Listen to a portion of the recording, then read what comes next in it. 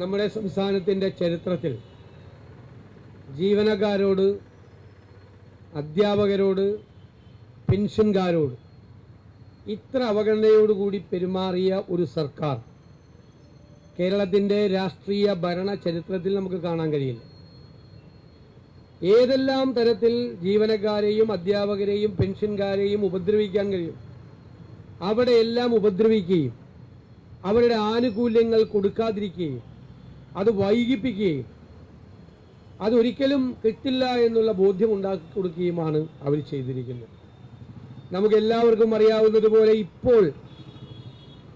ഇപ്പോഴാണ് ബോധോദയം ഉണ്ടാകുന്നത്. കാരണം തെരഞ്ഞെടുപ്പ് അടുത്ത ആഴ്ച പ്രഖ്യാപിക്കാൻ പോവാ. അവർക്ക് നന്നായി അറിയാം ഈ ലോക്കൽ ബോഡി തെരഞ്ഞെടുപ്പിലും വരാനിരിക്കുന്ന അസംബ്ലി തെരഞ്ഞെടുപ്പിലും അതിശക്തമായ തിരിച്ചടി ഉണ്ടാകും എന്നവർ മനസ്സിലാക്കിയിട്ടുണ്ട്. അത് മറികടക്കാനുള്ള അഭ്യാസങ്ങളാണ് ഇപ്പം നടക്കുന്നത്. ഇപ്പൊ കുറെ പ്രഖ്യാപനങ്ങളാണ്. 2021 അധികാരത്തിൽ വരുന്നതിന് മുൻപ് ഞങ്ങൾ അധികാരത്തിൽ വന്നാൽ 1600 രൂപയുടെ സാമൂഹ്യ സുരക്ഷാ പെൻഷൻ 2500 രൂപയാക്കുമെന്ന് പ്രഖ്യാപിച്ചു. 4.5 വർഷക്കാലം 1 രൂപ വർദ്ധിപ്പിച്ചില്ല. ഇപ്പൊ തെരഞ്ഞെടുപ്പിന്റെ സായാഹ്നത്തിൽ 4.5 കൊല്ലം കഴിഞ്ഞപ്പോ പറയാം ഞങ്ങൾ 400 രൂപ കൂട്ടിയെന്ന്. ഇത്രയും തൊലിക്കെട്ടി ഇവർക്ക് അല്ലാതെ വേറെ വല്ലവർക്കും ഉണ്ടോ? ഞങ്ങൾ ആരും കൂട്ടിയതിനെതിരല്ല.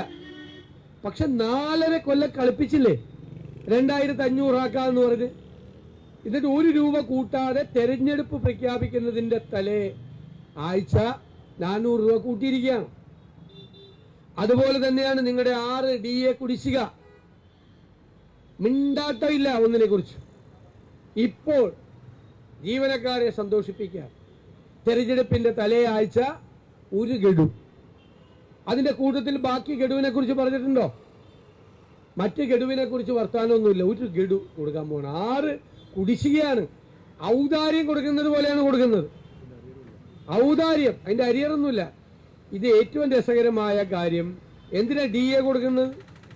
DA കൊടുക്കുന്നത് നമ്മുടെ വിലക്കയറ്റം ഉണ്ടാകുമ്പോൾ, ജീവിത ചെലവ് വർദ്ധിക്കുമ്പോൾ ജീവനക്കാരുടെ ക്വാളിറ്റി ഓഫ് ലൈഫിന് കുറയാതെ അതിനെ നിർത്തുന്നതിന് വേണ്ടിയിട്ടാണ്.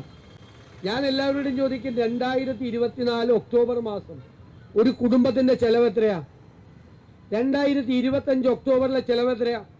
ഞാൻ പറയുന്നു, ഒരു ഇടത്തരം കുടുംബത്തിൽ, ഇടത്തരം സമ്പന്ന കുടുംബത്തിനല്ല, 15,000 രൂപ മുതൽ 20,000 രൂപ വരെയുള്ള വർധനവുണ്ടായിട്ടുണ്ട്. ഇല്ലേ? LCT ചാർജ് എത്ര പ്രാവശ്യം കൂട്ടി?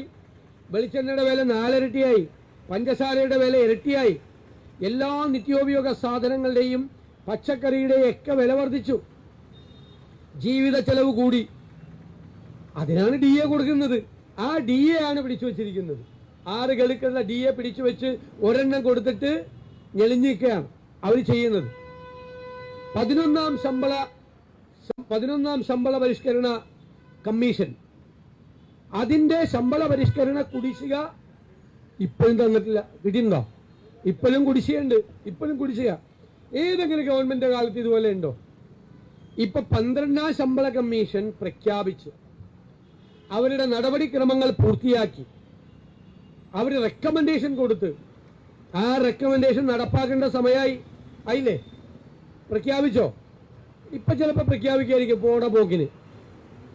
ഇനിയുള്ള പ്രഖ്യാപനമൊക്കെ വരുന്ന സർക്കാരിന്റെ തലയിൽ ഇരുന്നോട്ടെ എന്ന് വിചാരിച്ചിട്ടുള്ള പ്രഖ്യാപനം കൂടിയാണ്. മനസ്സിലായിക്കൊള്ളാം. അത് അവസാനം ഒരു പ്രഖ്യാപനം വരും. ഇതുവരെ പ്രഖ്യാപിച്ചിട്ടില്ല.